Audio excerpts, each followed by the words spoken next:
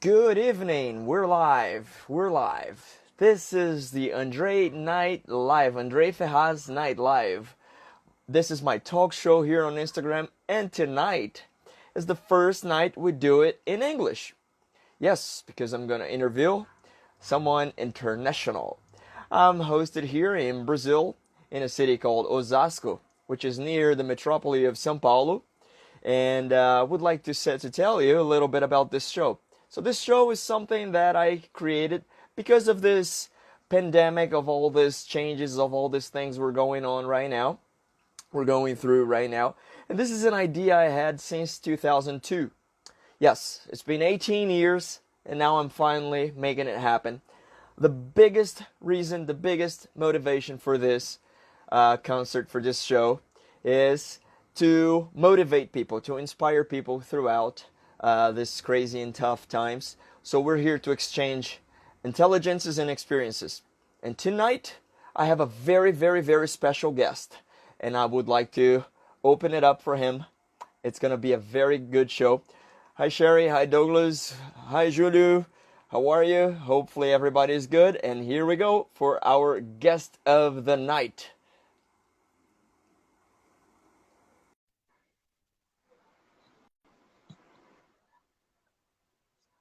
So we're opening the connection here. Let's see if everything goes right. I don't know how you doing this. Hello, Douglas. Douglas Cesmegi. How are you, man? I'm good, Andrei. I'm good. Thanks for calling. Thanks for having me. I appreciate it. I really do. I really appreciate your time, your participation here. It's a very, very good thing for us. We appreciate every single second of it. Thank you so much. You're welcome. You're welcome. So bear with me with my English. I haven't been practicing that much, so I think we're going to be able to go through with it. No, that's cool, man. How's the weather in Brazil? Good. It's unbelievably hot. We're in the middle of the winter, and we're having a very strange winter, which is very hot and not that dry. It's actually humid. It's been raining more than normal, but not really like a rainy season. So the grass is green, the air is good. I don't think I have a reason to complain for that. That's cool. Cool. How's the weather up there? We're camping a little bit here today, and we just got hit with a thunderstorm. So it's nice. It's hot. It's hot out. It just cooled down because of the rain just now, you know. Okay. But we're good. We're good here. So things are well. Good weather. Awesome. And where are you at right now? Right now, I'm in Pennsylvania. It's a place called Lake Wallenpaupack, and it's a northeast side of Pennsylvania. So it's pretty cool. We're just gonna hang out here we just came here to set the camper up tonight. Gonna go back home, put a couple hours into work, and then we'll come back on Cherry and the kids will come back on Wednesday to Thursday probably, and I'll probably come up Thursday night, hang out. So we're just messing around here. So yep, Pennsylvania. All right. How many days are you gonna be camping for?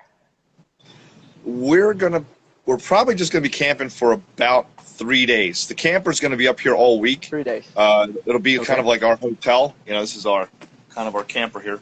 So it'll be our hotel and little campground, and we'll just come back and hang out here for a couple days. Probably just about 3 to 4 days, tops. Okay. Family time, good stuff. Family and friends, firehouse friends. We do it every year. We've been doing it about 10 years now, probably 11 years. We picked this week, come up here. And hang out. The kids love it. We take the boat out on a lake, and it's a pretty good time. So, All right. So Douglas, let me tell you what this show is all about. It's and then I'll introduce you to all the people that is watching now, and the people that are going to be watching when it's on IG, Instagram TV. So this show is to actually motivate people. Besides this being a late dream, one of my ideas that I had in 2002, so it's been 18 years now, it's all possible. Actually, I know a lot of people that are going through crazy times right now, tough times. I know people that are a little doubtful, questioning, people like a little hopeless. So I found a way to actually try to reach people in some way, like with the tools we have. And it's been working. Today is I think it's the sixth night. And so the first 5 nights we had a bodybuilder, a champion bodybuilder in Brazil, we had a longevity doctor, publicist that wants to actually cross the ocean swimming, so he's a swimmer. We had a business owner here from Osasco, yeah, a TV owner.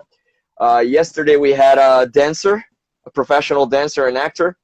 And tonight we're hosting you. And one of the reasons I'm hosting you, let me introduce you to the people now, is Douglas is a successful business owner from in America, Northeast America, Pennsylvania, the state of Pennsylvania.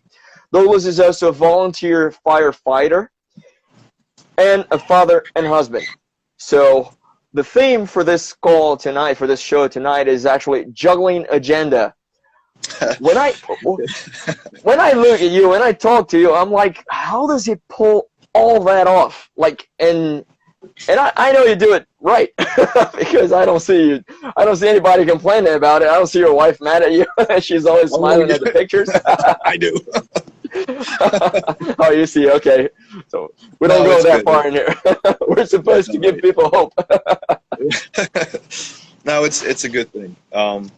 Yeah, so tell us a little bit about like the business. What is your business? We're gonna have American people working, watching this too, so that might be a good thing.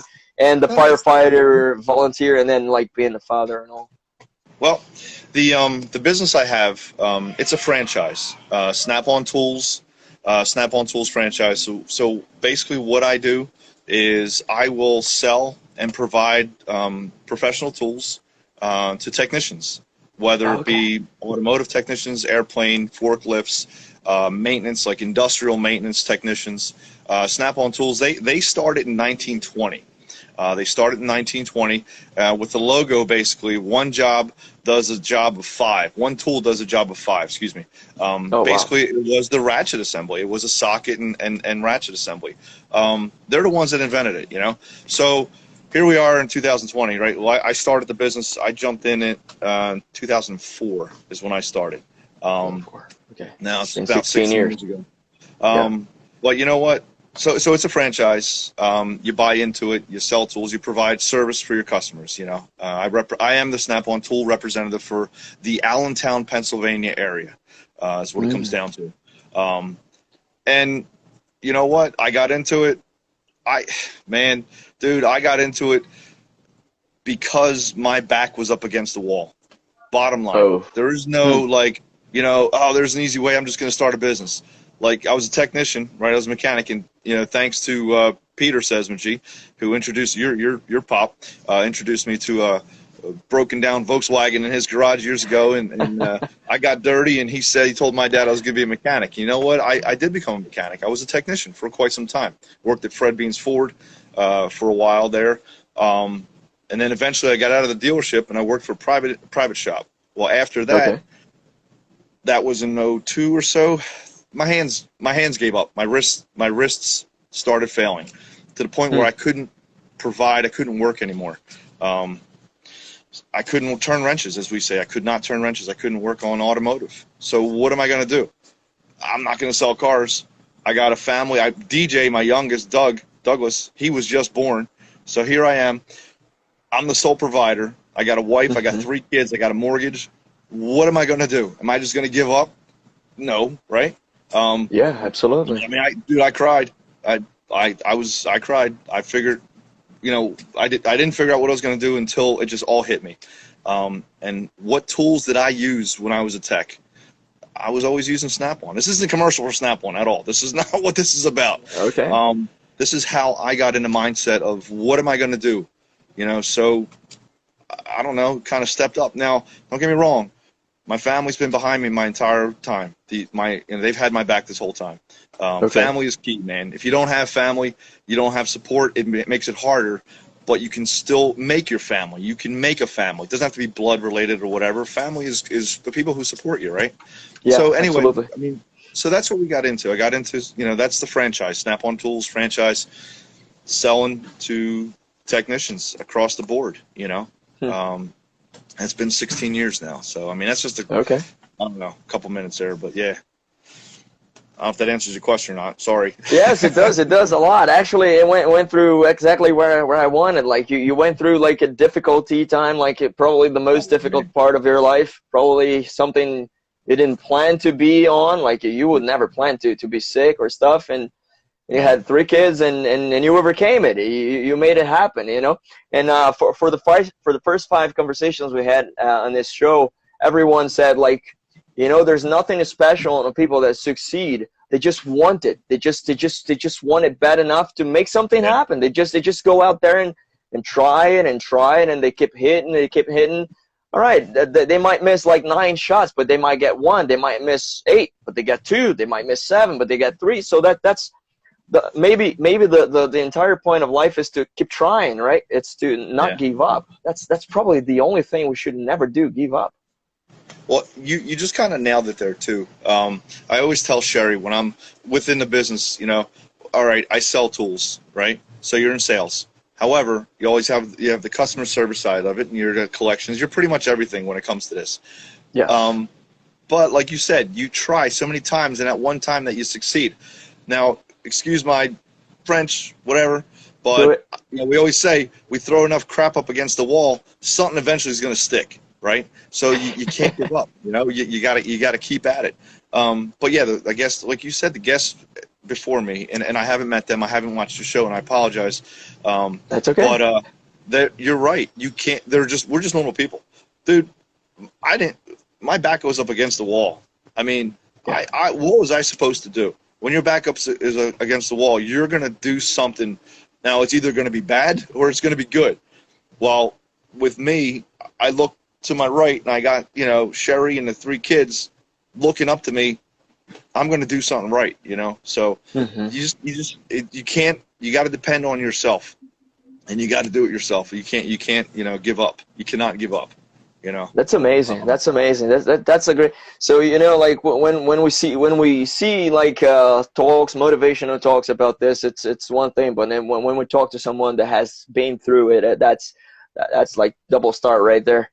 So with that courage, then we will just, this is a short show. Actually, there's a purpose for this, because I want people to actually watch it and not be tired of it. So, and then people are going to be watching this on Instagram TV. So I welcome you to go to Douglas. I'll leave his Instagram in there. Feel free to go talk to him and learn more about his stuff too. But then, like, with this courage and overcoming power, you're becoming like a volunteer firefighter, man. Like, we don't have that in Brazil, as far as I know. And you've been here. You're probably, you can correct me if I'm wrong here. But how'd you get into that, and how does it work? Do you actually go and fight the fire? we do. When I moved to my current town, Sellersville, where I am a volunteer firefighter at the Sellersville Volunteer Fire Department, Sellersville Fire Department in Pennsylvania. It's located in Buck County, PA. Yeah, I moved up. Sherry and I, we moved up there in 97, right? 96, I bought the house. 97, we got married. I started looking for something to do because of the Boy Scouts in me. That's the only thing. I wanted to volunteer. I did not have any firefighting experience whatsoever. I didn't have a child. I wasn't going to join the Boy Scouts because, you know, but I wanted to help somewhere. So I walked down to the station, just going for a walk, and I saw the sign out there, volunteers needed. I'm thinking I'm going to wash a fire truck, roll a hose. I can work on trucks. They interviewed me. They're like, nope, we're going to send you to school. So you don't just become a volunteer and go into fire. You know, it doesn't work that way. That sounds a little better. Yeah, there's a lot of schooling. Firefighter 1, firefighter 2, hazmat, ropes and riggings. There's, you know, auto extrication, VRT. There's a lot of different courses that you need to take. The difference between volunteers and pay, it's the pay. You know, it's the pay. Okay. Is the pay. Now, there are good volunteer firefighters, and that's a whole different subject, and there are some that are not so great, you know, but you need to train. If you don't train, you're as useless as a dry hose. You are no good. Whatever you do, you need to train. Absolutely. That's for sure. You said that even if we're talking about sales training, I think training is the word for every profession too, for the success of every profession. Yeah. Now, how long did it take for you to for the first time you walked in and you were accepted and you were sent to school until you fight your first fire? Your first My first fire. Yeah. It was joined. Takes about a month for them to actually accept you. It was a 6 month course, 6 month in schooling. My first fire, man, it was probably about 8 months into it, because there's a lot of alarm systems and stuff, Rescues are probably the worst. Rescues are rough. Fatalities are suck, Okay. A fire, I don't care. You got to keep your head about you because you never know, collapse, danger, what the building construction is like, the whole 9 yards. But when there's really not a life that is depending on you to save them, it kind of scales things down a little bit, and it's just a fire. It's just a fire. Okay. When there's a life involved, then sometimes, people are depending on you. Then you got to take it up a notch, I guess. But my first fire, honestly, I don't remember my first fire. There's been so many of them. There's been a couple that stand out, but I don't maybe remember. it's not something you count, right? Like it's not something that it's not a star in your life. It's just like, oh man, I gotta do it because someone is needing, but it's not like it's not back to you. Yeah. But yeah, it's a tough. We have a good crew, and again, remember I mentioned about family. The firehouse is a family. The fire department is a family. They have each other's back. You have a support system. It's, we're all there. Interesting. And you've been recognized. You've received some recognition already. I think I've seen some pictures, and that's actually one of the pictures I put on a show here. And, what is that for? What is tell us a little bit about that, please. I guess they just didn't have anybody else to pick, so they just felt sorry for me. That's humble. That's good. I don't know. I guess, there's been a couple awards here and there. Firefighter of the Year a couple times, or once, excuse me. I think the one picture you got, see, we had a young crew come in a few years ago, and so I chose to take Firefighter 1 course over again. I chose to take it over again. The reason why is so that I can go through the course with the new guys. So because I did that, the school, the teacher, and a lot of the other instructors, for some odd reason, whatever, they kind of saw that, and technically I was a student, but I think I guess I became a little bit of a mentor when I was there. I don't know. I just think they didn't have anybody else, so they chose me. That's called leadership, dude. It's called leadership. That's leaders don't tell. They kind of lead. Well, they're walking front and guide people. That's what it is. I appreciate it. The guys are good. So that's what that picture's from. There's been a bunch of other awards. They're just awards, man. We're just out there doing it. That's all. It's all good. Yeah. And now I'm gonna lead it to the other part, which is family. But I'm gonna walk into the family subject with probably a little difficult question.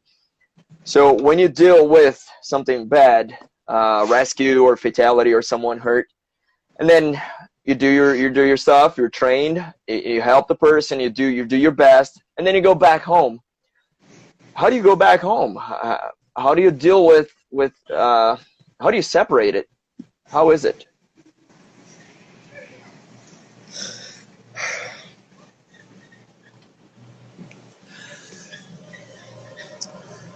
It's tough.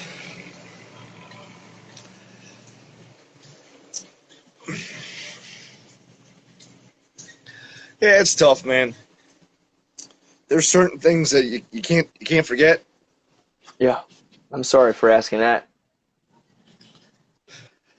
Family's good. You need you need family, man. Without family, you ain't nothing. That's the fire department. That's home. You can't do it yourself. We've lost a lot of people throughout the years. There's times you can't do anything for these young people. The kids, the children are the worst. Yeah, I imagine that, man. Shit. Sorry for that. But it's sorry about that. I'll be honest with you. I think we're gonna teach a lesson here. It's gonna help people. It's gonna help people. You said family. You know, you've said family, I think 3 times during this conversation. You said family when we talked about business. You said family when we talked about your volunteering, which is saving lives, and you said family when you said you have everything in the family. And wow, that saves a lot right there. That saves a lot right there. So maybe for you that is watching this, whenever you're watching this, today is July 12th, but maybe you're watching this a year down in the road.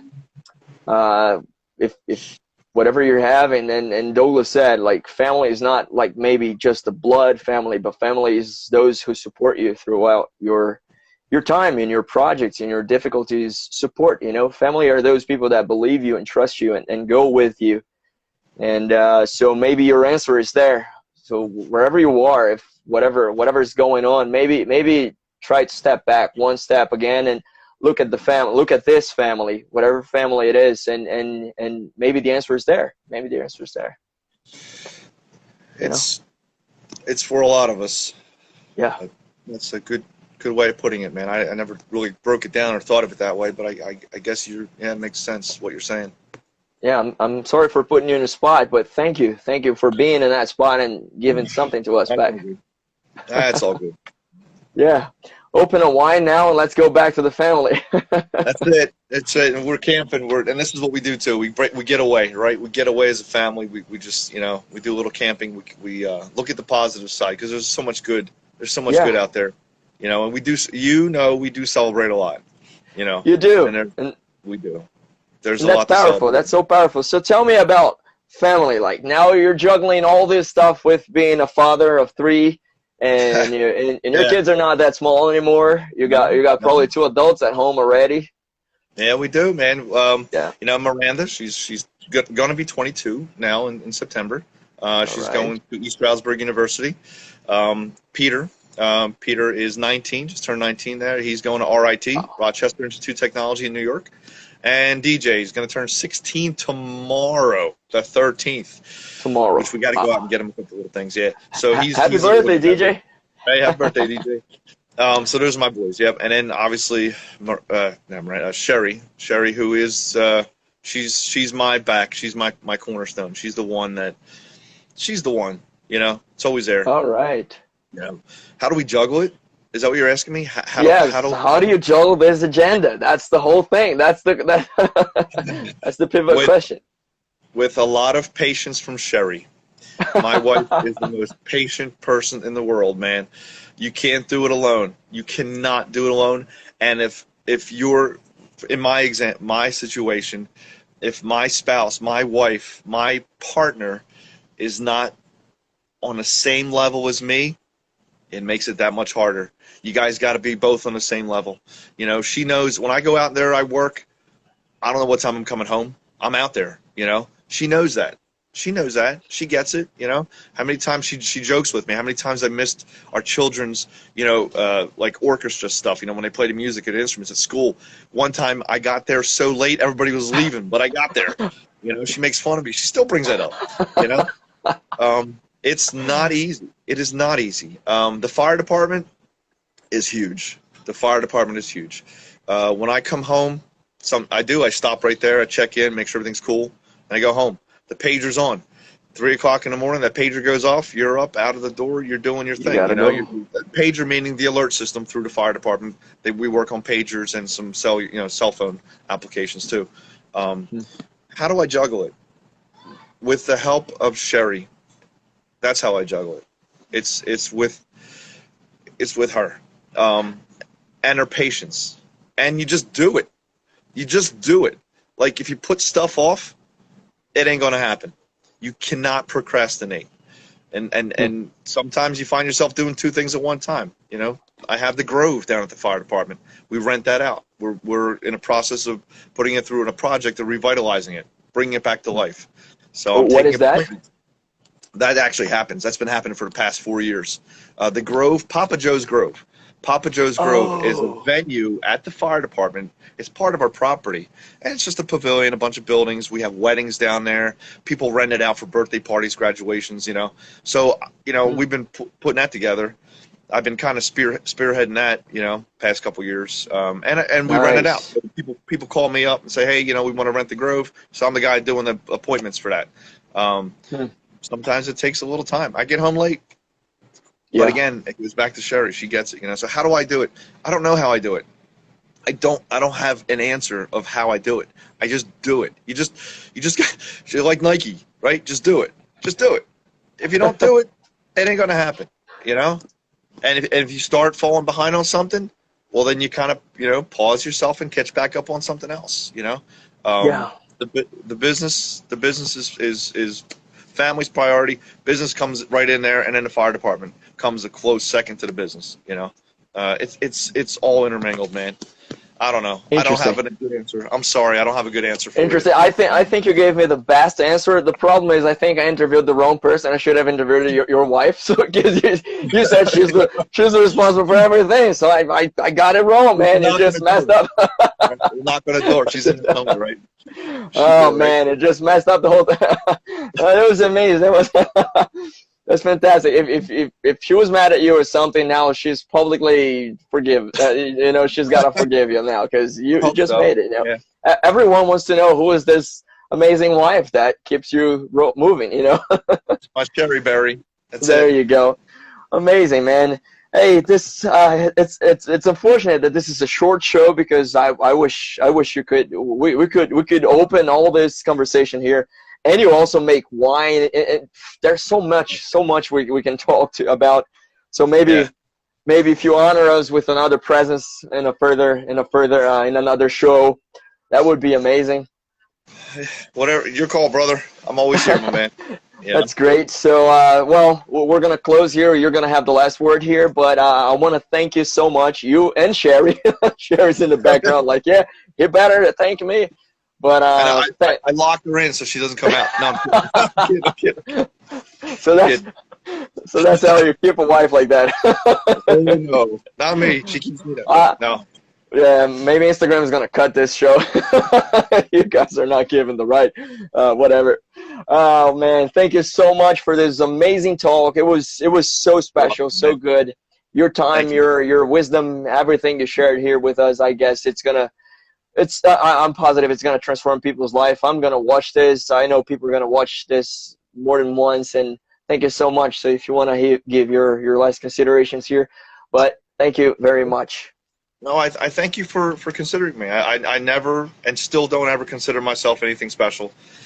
I really appreciate you, and for all your viewers out there, just keep it real. You know, just keep it real. Don't ever look back. Look forward, and just get it done. That's pretty much it. Just get it done. You know. So amazing, Douglas Cesmegi. Thank you so much. Thank you very much. You have a wonderful afternoon there. It's night here in Brazil, so good night and good evening. Thank you. All right, take it easy, man. Bye-bye. Bye-bye. So that was it. How amazing, how powerful, how spiritual, how fantastic this Andrei Ferraz Night live show was. Oh my God. I think we've learned probably a year worth of good advices and how real was this talk. Keep that in mind. Did you hear all his advices? And don't look back. Keep moving forward. I think I should call this shows Move. Keep moving, because we had six honorable, amazing interviewees here, and they all said the same thing. Keep moving. Keep on moving. Move your body, move your goals, move your dreams. Move. You know, because life will happen. Whatever you do, life will happen. And sometimes things are not positive. Sometimes things are not negative, when it's a very good thing, but keep on moving. All right. Thank you so much for your presence here. Watch the description of this Instagram TV show. I'm gonna put Douglas' information there. You're always welcome to go to his Instagram and learn more about him and about his tools, about the Papa Groves event that he was mentioning too. There are a lot. Okay, thank you so much, and tomorrow at 7 p.m. here in Brazil, we're here again. Bye bye. Andrei Ferraz, your host for the night.